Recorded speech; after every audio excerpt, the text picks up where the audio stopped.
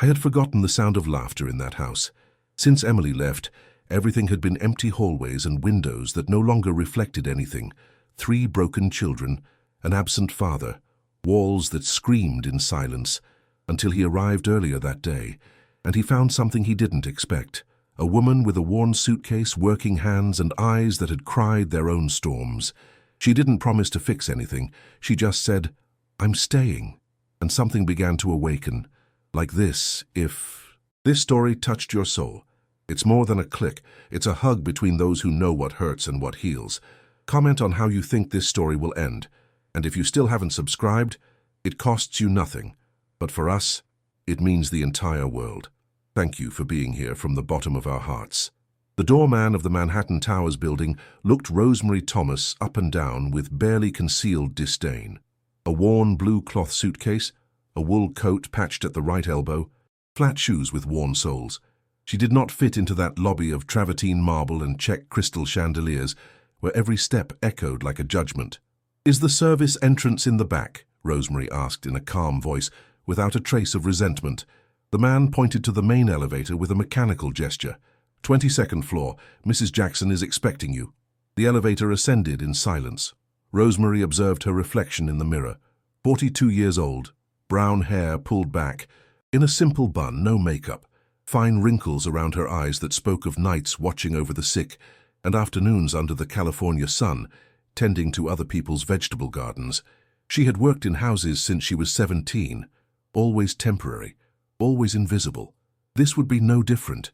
The agency had been clear, a 2-week replacement while they found someone appropriate. The doors opened directly into the apartment. Glass, steel, infinite views of New York City. Everything so white it hurt to look at. In the center of the room, a woman in a gray business suit checked her cell phone without looking up. "Rosemary Thomas, I assume," said Mrs. Jackson, the head housekeeper. "You're late. The bus from Port Authority was delayed. I'm sorry. Mr. Howard does not tolerate unpunctuality. He has 3 9-year-old children, triplets. They lost their mother 4 years ago in an accident. Since then," she paused calculatedly, "there have been 17 nannies. The most recent one lasted 3 days. Rosemary nodded slowly. "Where are the children?" "In the playroom, 3rd floor. I suggest you do not try to impose discipline on the first day. Just survive." A scream pierced the apartment, glass shattering, hysterical laughter. "Welcome," said Mrs. Jackson before disappearing down a side hallway. Rosemary climbed the floating white marble stairs, every step perfect, every polished steel railing reflecting a house without fingerprints. Upon reaching the 3rd floor, she found a slightly ajar door. Inside, chaos. 3 identical boys, messy black hair, intense grey eyes, expensive clothes stained with paint and juice. One of them, Jimmy, she would later recognize, held a remote-control fire truck while smashing porcelain figurines against the wall. Another, Tommy, was drawing black stripes on the floor with permanent marker, without saying a word, completely absorbed. The third, Henry, was sitting in a corner, stacking small stones into towers that he then destroyed with sudden violence. "Hello," Rosemary said from the doorway. All 3 froze. They looked at her with that instinctive cruelty that wounded children have when they detect weakness. "You're ugly," Jimmy said. "And old," Henry added. Tommy said nothing. He just drew a large black cross in the air. Rosemary walked in slowly, closed the door behind her, and sat down on the floor, crossing her legs.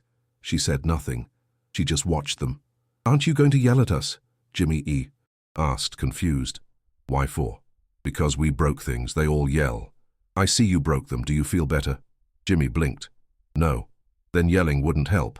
Henry approached, holding a sharp stone. "Go away. We don't want you here." "That's fine. You don't have to want me. I'm staying anyway." "Why?" Henry's voice was trembling.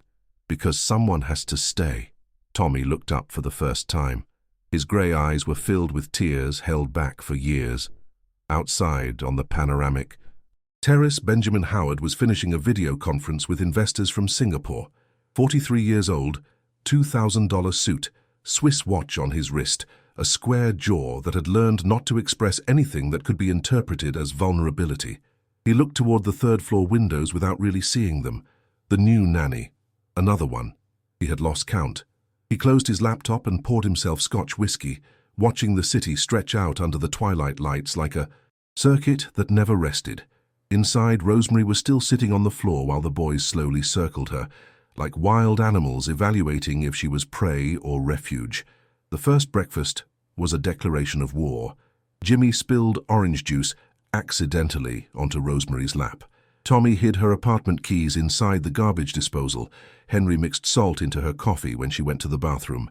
The three waited for her reaction with tense muscles, prepared for the scream, the punishment, the inevitable resignation. Rosemary wiped up the juice without comment, retrieved the keys with a refrigerator magnet, drank the salty coffee to the end without a grimace. "Aren't you going to leave?" Henry finally asked, frustrated. "No, but we did bad things to you. I imagine you've done worse things. I'm still here." That afternoon, while Benjamin worked in his downstairs office, a cave of monitors, stock quotes, and air-conditioned silence, Rosemary found Emily's room. Mrs. Jackson had warned her not to go in, but the door was ajar. Inside, everything remained untouched. Dresses in the closet still smelling of jasmine perfume, books open on the nightstand, photographs where a blonde woman with a luminous smile hugged 3 babies. Rosemary gently touched the frame of a photo. "She was pretty," a small voice said. Henry was at the door. "Very pretty," Rosemary agreed. "Do you have kids?" "No." "Why?" "God has plans we don't always understand. Mom used to say that. Then she died." Rosemary knelt in front of him. "Your mom didn't leave because she didn't love you. Then why?" "Because sometimes wheels slip on wet roads, and the world is unfair, and it hurts so much that it feels like it's never going to stop hurting." Henry stared at her. "How do you know?" "Because I've lost people too." For the first time, Henry didn't ask any more questions. He sat next to her on the floor of his dead mother's room, and they remained in shared silence.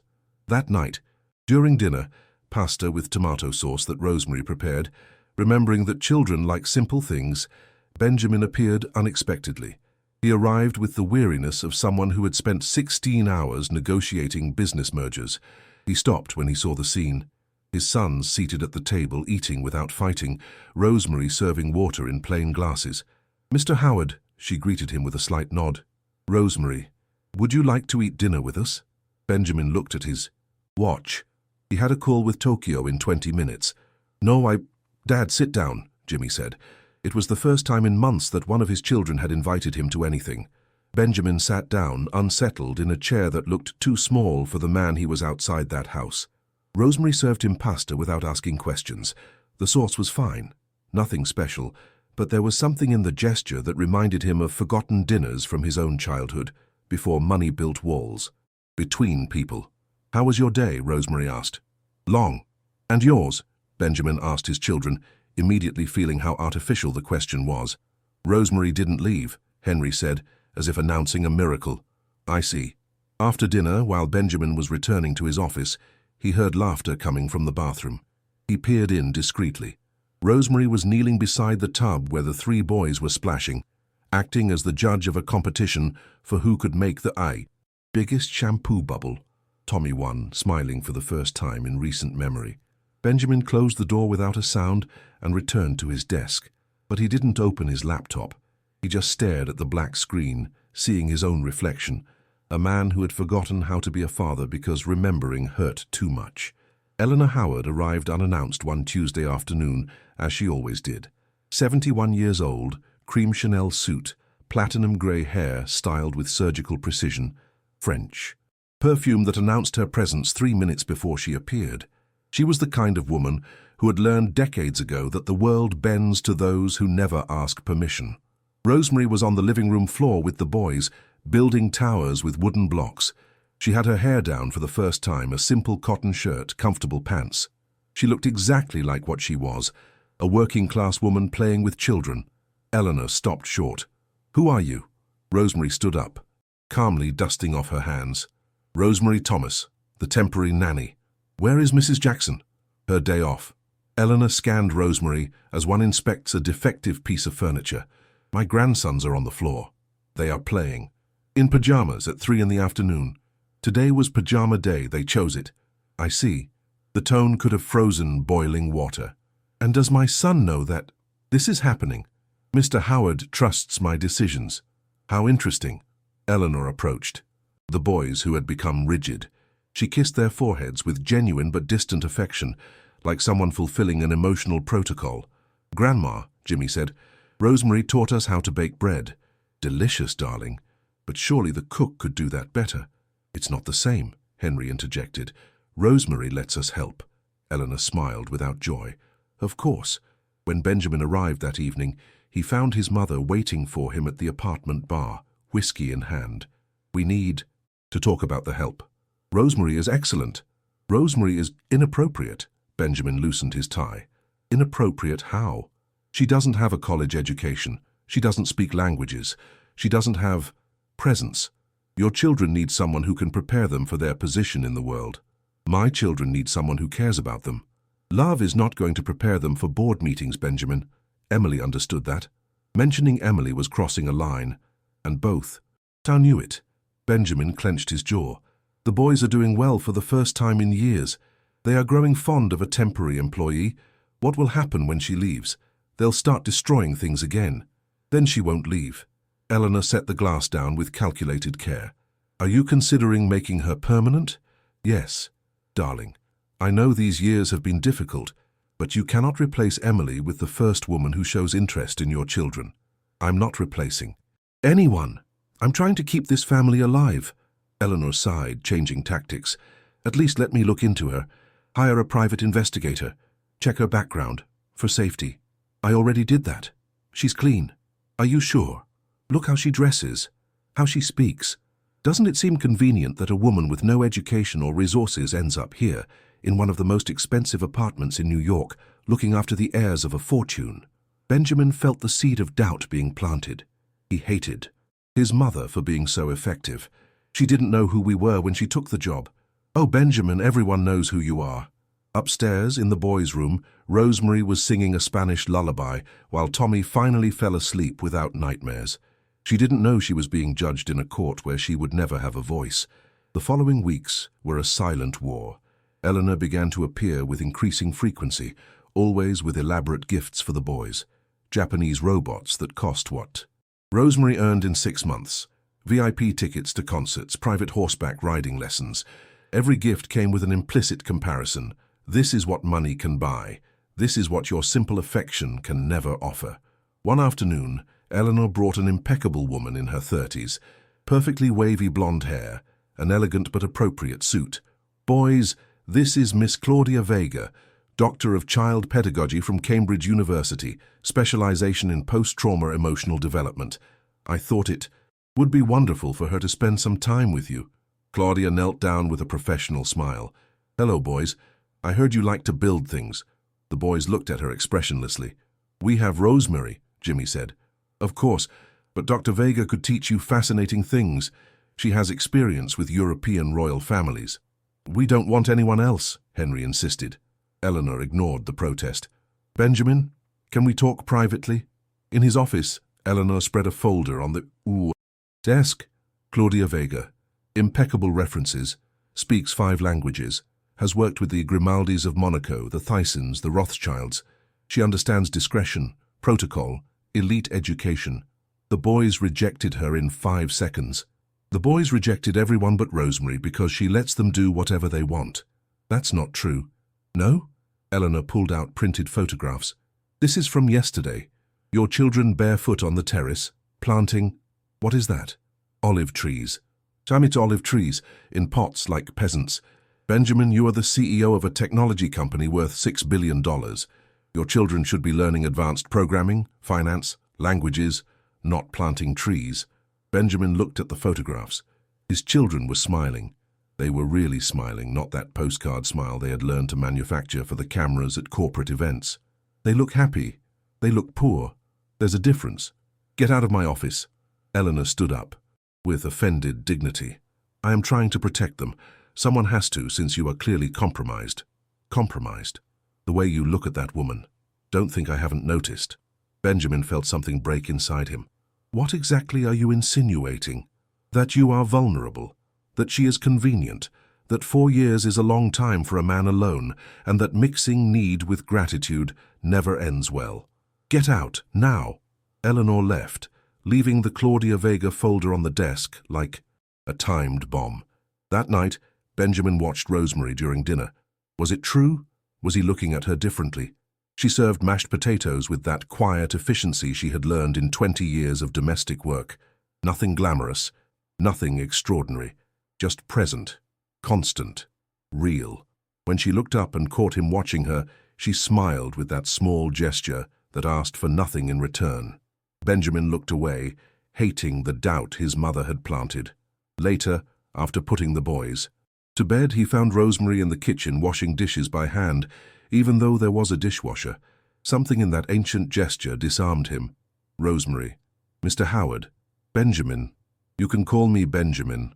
It wouldn't be appropriate. Why not? She dried her hands slowly. Because I am the nanny, and you are my employer. The lines must remain clear. What if I don't want them to be clear? Rosemary looked at him directly for the first time. Something in her brown eyes, understanding, sadness, wisdom, made him feel naked. Then someone has to keep them clear for both of us. She left the kitchen, leaving Benjamin with questions he didn't know how to formulate. Upstairs, in the darkness of her room, Rosemary sat on the edge of the bed and let the tears fall silently. She knew how these stories ended. She had seen too many variations. The employee who falls in love with the boss, the family that rejects her, the inevitable humiliation. She couldn't allow herself to feel what she was starting to feel. But the heart doesn't ask for permission. The change in the boys was not dramatic. It was the accumulation of 100 small moments. Tommy started drawing things besides black lines, clumsy birds, houses with chimneys, trees with visible roots. He taped his drawings to the refrigerator with magnets Rosemary bought at a flea market. They were awful by any artistic standard, but they were his. Jimmy stopped destroying his toys. Instead, he started organizing them by elaborate categories that only he understood. Rosemary never moved anything, respecting the order he needed to feel control over a world that had taken his mother away. Henry asked fewer existential questions. He still collected stones, but now he painted them with gold and silver tempera, turning them into treasures. He lined them up on the windowsill like a small, shining army. Mrs. Jackson observed everything with professional skepticism. "It won't last," she told Rosemary. One morning while making coffee, "I've seen this before. They get attached, then something happens, and it's worse than if they had never had anything." What would have to happen? Real life. It always happens. But Rosemary had decided at some point she couldn't pinpoint that real life would not win this time. Not if she had anything to say about it. She began teaching them things no prestigious university would consider curriculum. How to sew a button, how to make a bed with hospital corners, how to pray without shame when the world is pressing down. She taught them that humility is not weakness, and that serving is not subordination. One afternoon, while baking cookies, an activity Eleanor would have considered infra-dig, Jimmy asked, "Rosemary, why don't you have a big house like us?" "Because I work for other people." "Is it sad?" "Sometimes, but it allows me to meet families I wouldn't know otherwise." "Like us." "Like you." Henry, with his hands full of dough, asked, "Are you ever going to leave like Mum?" Rosemary knelt down, getting flour on her pants. "Your mum didn't choose to leave. I choose to stay." "Do you promise?" Promises were dangerous. Rosemary knew it, but she looked at those 3 pairs of grey eyes filled with barely contained terror and knew that some promises had to be made, even if they could be broken. "I promise to do everything in my power to be here, as long as you need me." "What if Dad fires you?" Rosemary smiled sadly. "Then I'll go to another house, and I'll remember you always." "It's not enough," Tommy said softly, articulating more consecutive words than he had in months. "We want you to stay forever." The forever echoed in the quiet kitchen like a prayer.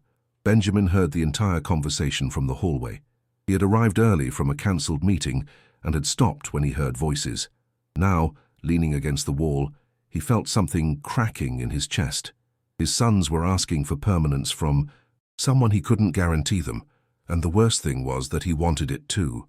That night, after putting the boys to bed, he knocked on Rosemary's door. She opened it barefoot, her hair braided for sleep, surprised. "Is something wrong with the boys?" "No, I want to talk to you."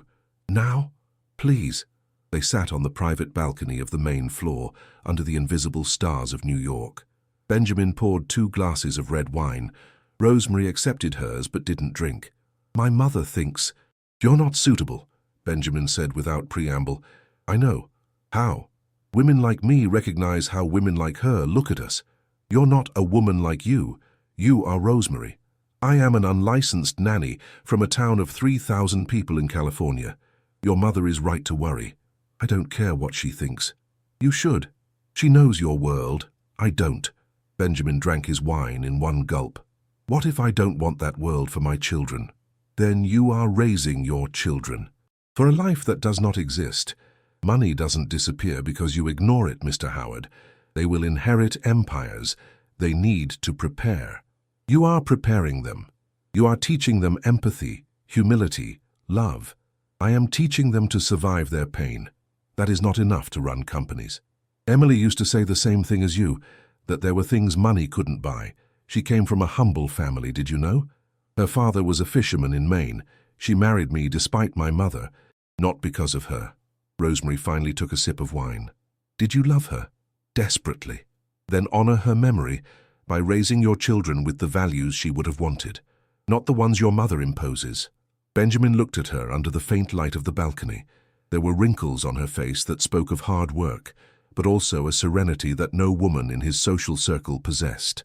They were all polished, perfect, dead inside from so much maintenance. "Can I ask you something? Personal?" "You can ask, I may not answer. Why did you never marry? Never have children of your own?" Rosemary was silent for so long that Benjamin thought she wouldn't answer. "I was engaged, a long time ago. He was a school teacher in my town. Good, kind. We wanted 4 children and a house with a garden. What happened? Cancer. 6 months from diagnosis to funeral. He was 28. I was 24. I'm sorry. God had other plans. So I looked after other people's children. It seemed enough. Does it still seem enough?" Rosemary stood up, leaving the glass half finished. "Good night, Mr. Howard." "Benjamin, good night." She left him alone on the balcony, knowing she had said too much, that she had let cracks show that she needed to keep sealed if she wanted to survive what was coming. Eleanor Howard was not a woman who accepted defeat. She had built her life on the premise that every problem had a solution if you applied enough money, power, or both. She invited Rosemary to lunch at the Old Homestead Steakhouse, the oldest restaurant in New York according to the guides, all dark wood and century-old tradition.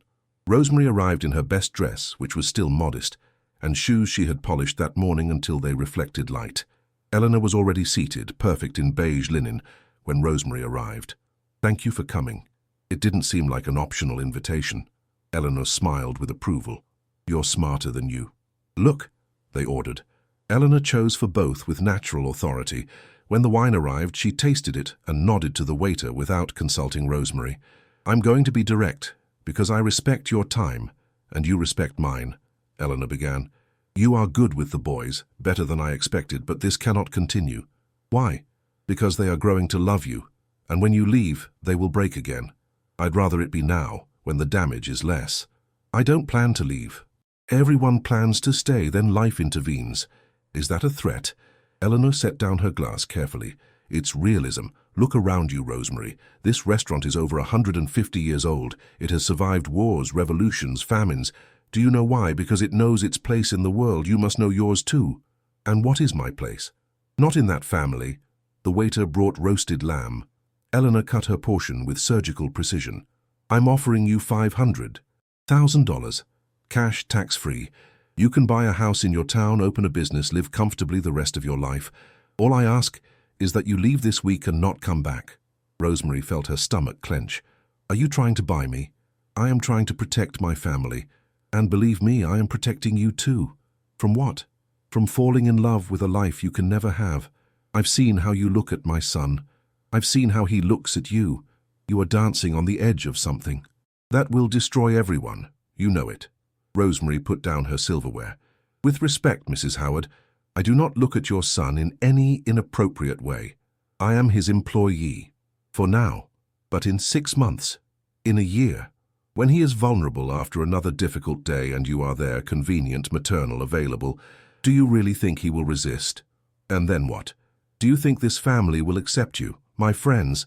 Benjamin's business partners? I haven't thought about that because it's not relevant. Everything is relevant. Eleanor leaned forward. Let me paint the picture. You two get involved. The press finds out. Multi-millionaire CEO and the nanny. You will be torn apart, called a gold digger, a fortune hunter, an opportunist. Every photo of you will be analyzed, every word quoted, your former life investigated. Do you have any idea of the scrutiny? I don't want your money, but you need it. We all need it. Rosemary stood up. Thank you for lunch, Mrs. Howard, but I cannot accept your offer. Why? Give me a reason that makes sense. Because I promised 3 children I would be there, and my promises are worth more than your money. Eleanor watched Rosemary walk toward the exit, back straight, dignity intact. She felt something she hadn't felt in decades, genuine respect for someone who had just rejected her, and also fear. Because if money didn't work, she would have to use something sharper. Rosemary didn't tell Benjamin about the lunch. She continued with her routine as if nothing had happened, but something had changed. She became more careful, more distant. She stopped sitting with him at dinners. She stopped staying to talk after putting the boys to bed. Benjamin noticed it. Did I do something wrong? He asked one night. No. Then why are you pulling away? I'm not pulling away. I'm maintaining appropriate boundaries. Since when do we need boundaries? Rosemary looked at him with a sadness he didn't know how to interpret. Since always, Mr. Howard. I just forgot for a moment. Eleanor, meanwhile, activated her network. She called contacts at the employment agency that had sent Rosemary. She hired private investigators to search for any irregularity in her past. She talked to former families Rosemary had worked for. She found nothing. No scandal, no complaints, no conflicts. Only glowing references and an impeccable reputation. It was frustrating. Then Eleanor changed strategy. She began to plant doubts in Benjamin more subtly. Casual comments about how much time Rosemary spent alone with him, about how the boys preferred her over their own father, about whether it was really healthy for a family to depend so much on a stranger. She's not a stranger, Benjamin insisted. Of course she is. Do you really know anything about her? Her family? Her past? Why doesn't a woman her age have a life of her own? The doubts worked where the money had failed. Benjamin started to question, to observe, to wonder if his mother was right. One afternoon he reviewed Rosemary's personnel file. It was sparse, basic education, 20 years of domestic work in different houses, no long periods in one place, always temporary, always moving. Why? He asked Mrs. Jackson. Some people don't look for roots, the housekeeper said. They look for purpose. Rosemary goes where she is needed. When she's no longer necessary, she leaves. Do you think she'll leave? I think she will stay until you either fire her or until she has no choice. But Mr. Howard, she hesitated. Your mother talked to her. I don't know what she said, but Rosemary has been different since then. Benjamin felt cold fury. When? A week ago. They had lunch together. That night, Benjamin confronted his mother at her house in the Upper East Side, a 3-story mansion where she lived surrounded by antiques and silence. What did you say to her? Eleanor didn't feign ignorance. I offered her a dignified way. Out? How much? 500,000. She refused. Benjamin felt something akin to relief, immediately followed by shame for having doubted. Why would you do that? Because you wouldn't, and someone has to protect this family. She is part of this family. No, Benjamin, she is the employee, and the sooner everyone accepts that, the less painful it will be. Get out of my life, out of our lives. Eleanor stood up with wounded dignity. One day you will understand that everything I do is out of love. Love doesn't buy exits, it doesn't manipulate, it doesn't control. The love of poor romantics, perhaps, but real love, the kind that survives decades and protects legacies, that love makes difficult decisions. Benjamin left without saying goodbye. When he got home, he found Rosemary in the kitchen preparing the next day's breakfast. It was 11 at night. She always worked until everything was ready. I know what my mother offered you. Rosemary tensed, but didn't. Turn around. And? Why didn't you take it? Because I am not here for money. Why are you here? She finally turned around. She had tears held back in her eyes. Because 3 children need me. And because... She stopped. Because what? Nothing. Forget it. Rosemary. Good night, Mr. Howard. She left the kitchen, leaving Benjamin with a truth they had both been avoiding. This had stopped being just about the boys a long time ago.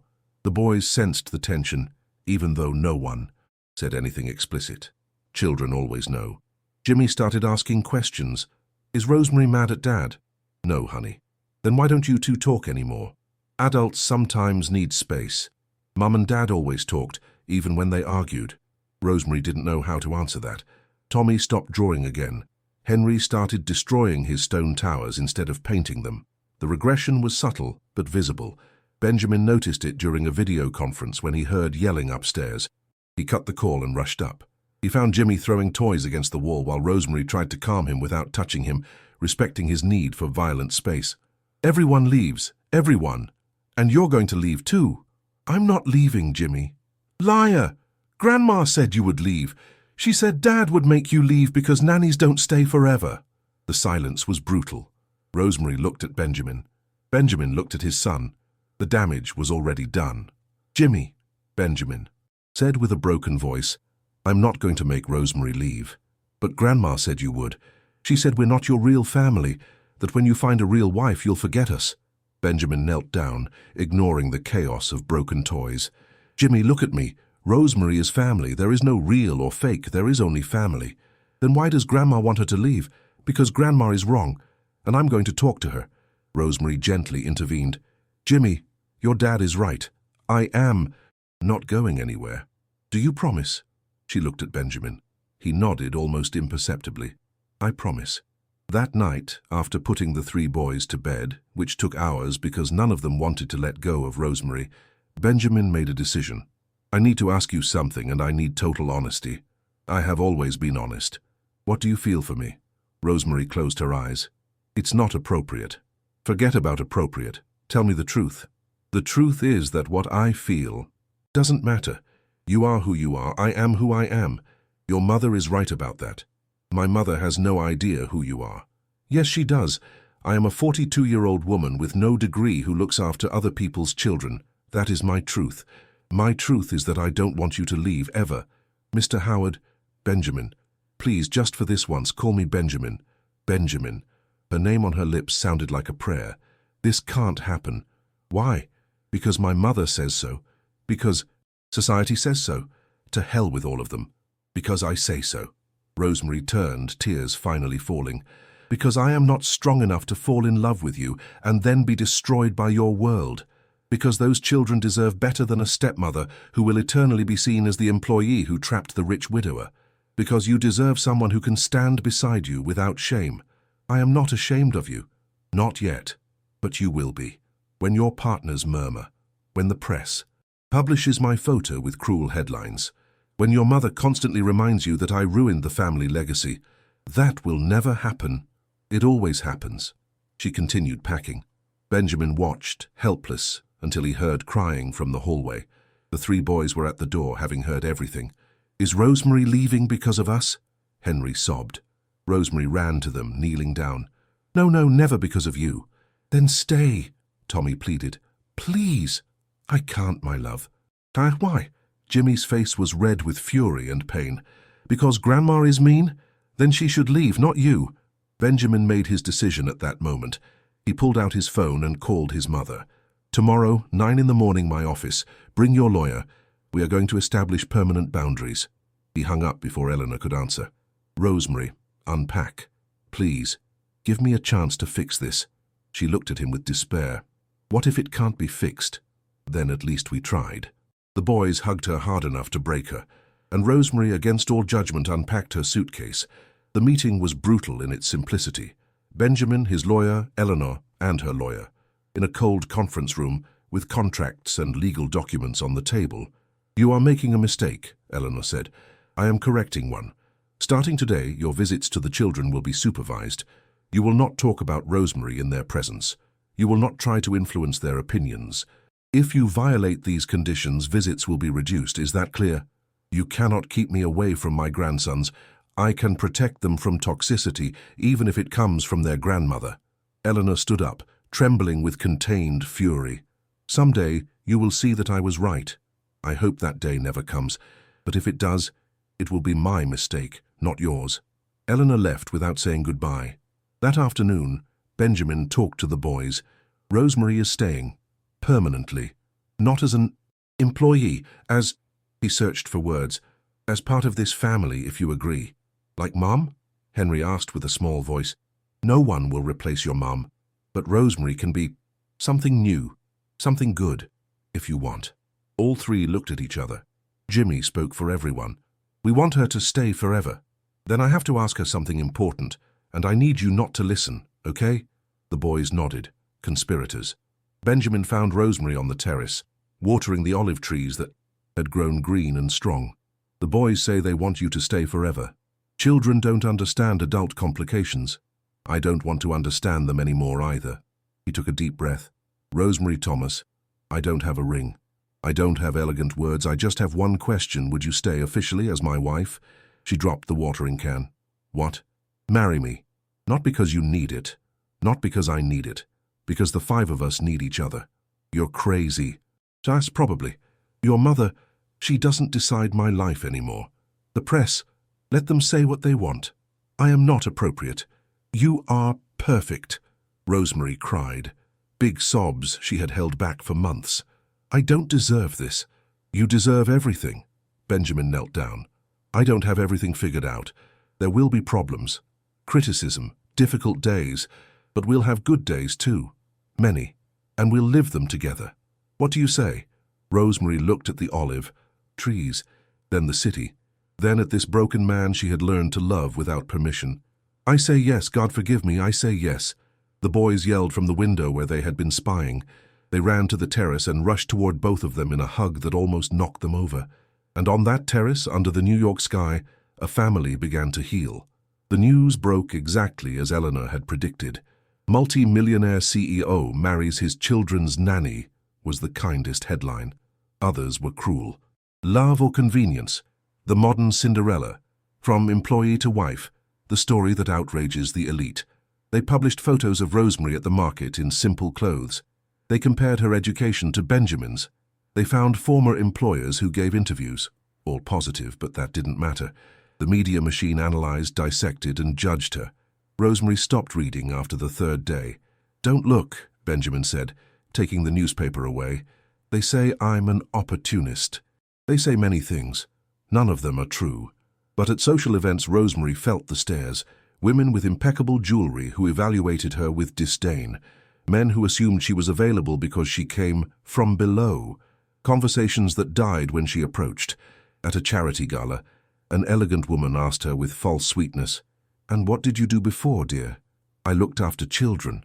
"How lovely." The humiliation was constant, but Rosemary held her head high. Eleanor, meanwhile, remained distant. She did not attend the engagement. She did not offer help with the preparations. She simply disappeared from their lives like a resentful ghost. Until one afternoon, she showed up unannounced. The boys were at school. Benjamin was at the office. Only Rosemary was home preparing dinner. "Hello, Eleanor." "Hello, Rosemary."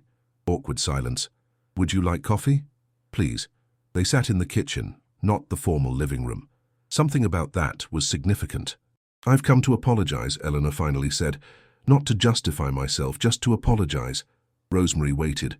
"I saw Benjamin yesterday, accidentally, in the park with the boys. They were happy, truly happy. Not that forced happiness of family photos. Something real. They are good children. No, they are broken children who found something that is putting them back together. And that something is you. It is also their father. Benjamin learned to be present. Because of you." Eleanor drank coffee. "Admitting I was wrong is not easy. I have spent 70 years being the smartest person in the room. But with you, I was the fool. Why did you really come?" "Because the wedding is in 3 weeks, and I would like to be there, if you allow me. I don't promise to be perfect, but I promise to try." Rosemary studied this powerful woman, humbling herself in her kitchen. "The boys will decide. And you? Do you forgive me? I understand you. You were protecting your family from the unknown. I would have done the same." "No, you wouldn't have. That is the difference between us."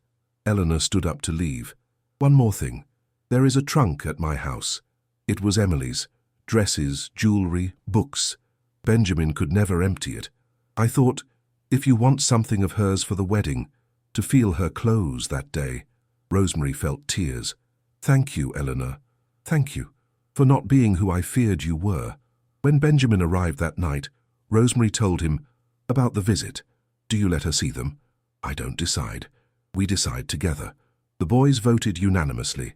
Grandma could return, but on probation, and Eleanor, for the first time in her life, accepted someone else's terms with gratitude. It was not the wedding that New York high society expected. No cathedral, no orchestra, no 300-person guest list.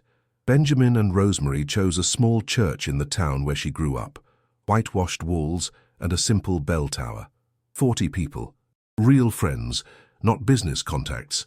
Rosemary wore Emily's wedding dress, altered by a local seamstress, because she felt it was right to honor her on that day.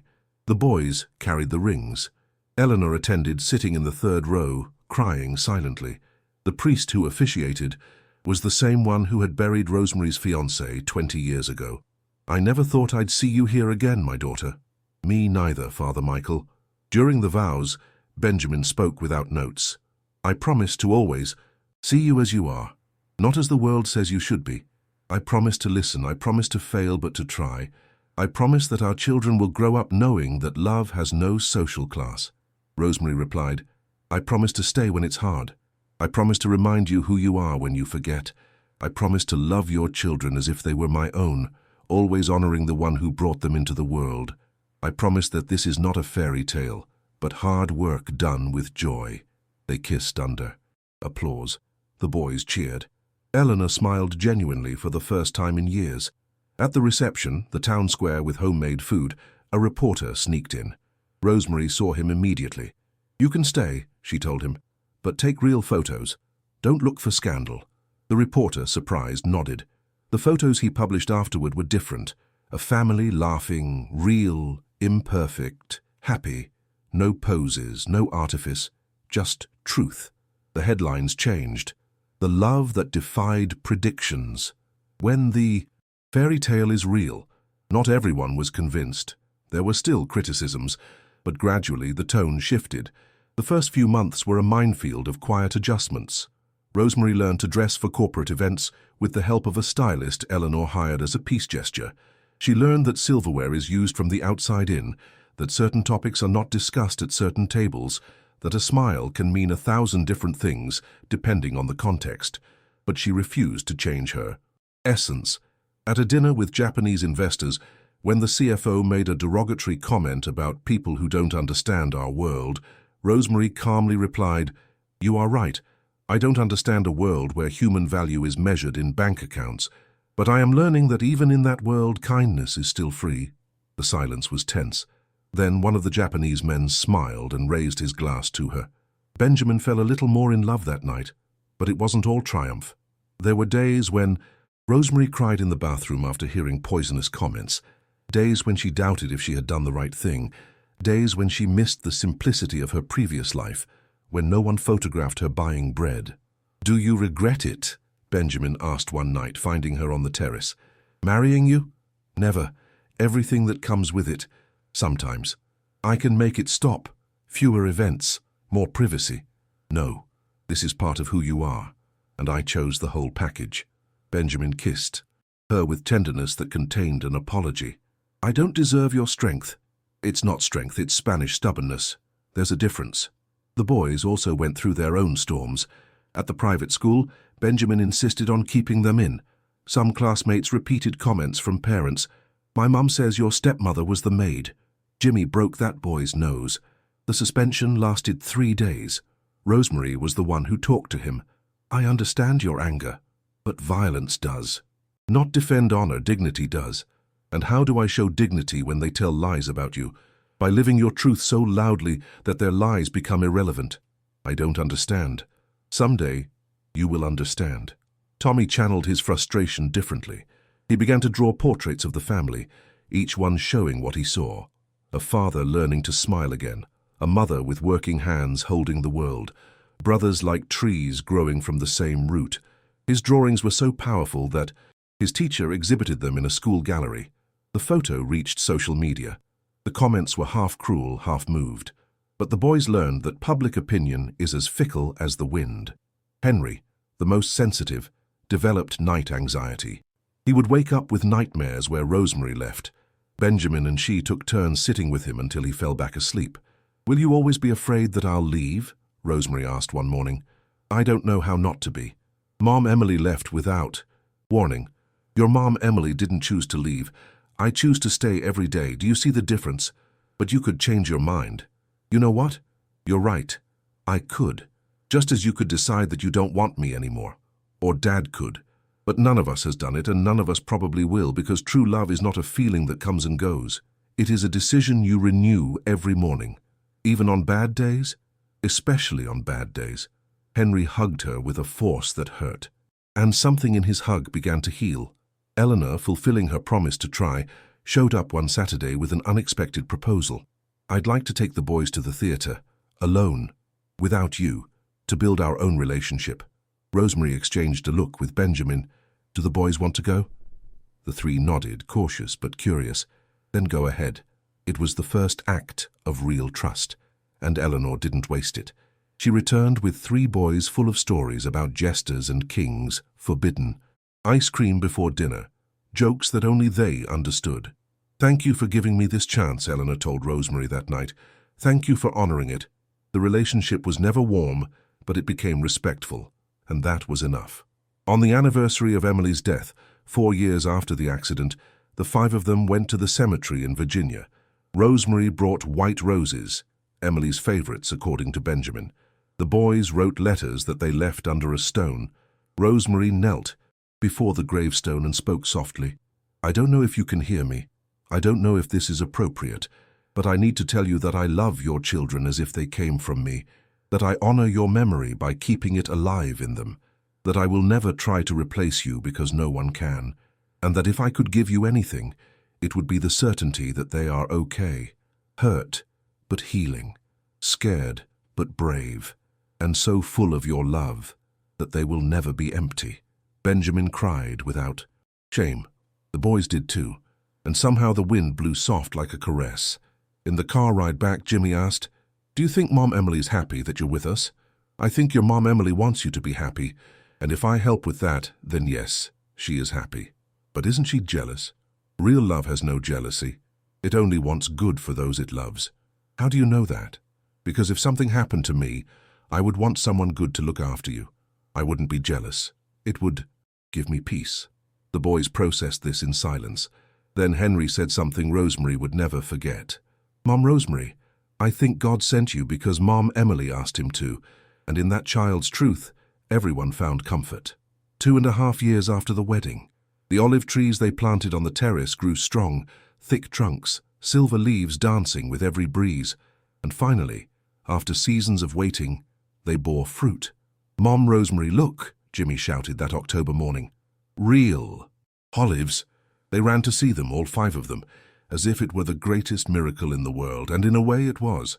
"They're small," Tommy observed. "The best things start small," Rosemary said. "Then they grow if someone looks after them every day." "Like us," Henry added with 11-year-old wisdom. "Like you." They harvested the olives together, ceremoniously, putting them in a ceramic bowl Eleanor had given them as a gesture of reconciliation. There were barely enough to fill the bottom, but they seemed like mountains.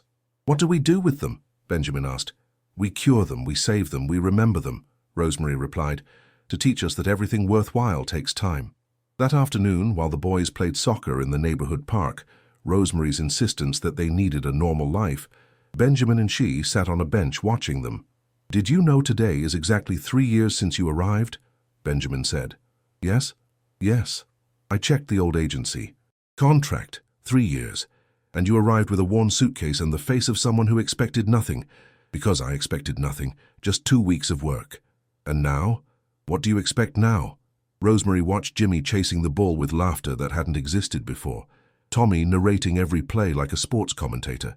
Henry being a terrible but enthusiastic goalie. "I expect mornings where we wake up together. I expect arguments about who does the dishes. I expect graduations and first loves and broken hearts that I will have to help repair. I expect to grow old with you and see these boys become good men. I expect ordinary, and it is the most extraordinary thing I have ever expected in my life." Benjamin took her hand, noticing the calluses that years of work had left. "Do you know what my mother told me last week?" "What?" "That you were right, that love has no social class, and that Emily would have been proud of me for finding you." Rosemary felt tears. Eleanor said that? In her own words. Then she added that it was the first time in 70 years she admitted being completely wrong about something important. That must have cost her. She said it was worth it, that getting her family back was worth any wounded pride. The boys ran toward them, sweaty and happy. "Dad, play with us." Benjamin stood up, loosening his tie. "Are you coming?" he asked Rosemary. "Someone has to prepare dinner. Dinner can wait. Life can't." And so, the CEO of a multi-million-dollar company played barefoot soccer with his children and wife in a public park, not caring who saw or photographed him, because he had learned, finally, that the only legacy that mattered was the love you left in people. That night, during dinner, pasta again, a tradition they never abandoned, Henry made an announcement. "I decided what I want to be when I grow up." "What?" everyone asked. "A teacher, like the fiancée Mom Rosemary was going to have." Rosemary put down her fork. "Emotional." "Why a teacher, my love?" "Because you said he wanted to help children, and I want to too. I want to be the teacher who stays when others leave, like you stayed with us." The silence was one of those that weigh because of beauty, not awkwardness. "Your other mum would be very proud," Rosemary finally said. "Both mums," Henry corrected. "Both of you." Tommy interjected, "I'm going to be an artist, and I'm going to paint broken families that fix themselves, so other people know it's possible." "And you, Jimmy?" Benjamin asked. "I'm going to be an engineer and build strong houses that don't fall down even if the world shakes, because everyone deserves a safe place." Benjamin looked at Rosemary with astonishment. "Did you hear that?" "I heard them. They learned. They really learned. They learned because you taught them, because you showed them that falling down is not the same as failing. You're wrong. They learned because you arrived and you stayed when everyone else was leaving." That night, after putting the boys to bed, a ritual they never delegated, Rosemary went out onto the terrace one last time. The olive trees whispered stories of patience. New York shone as always, indifferent to the small miracles happening on anonymous terraces. Benjamin found her wrapped in her old shawl, the same one she had brought in that worn suitcase 3 years ago. "Why do you still use that? I can buy you 100 new ones." "Because this one reminds me of who I am, where I come from, and that I don't need to stop being me to belong here."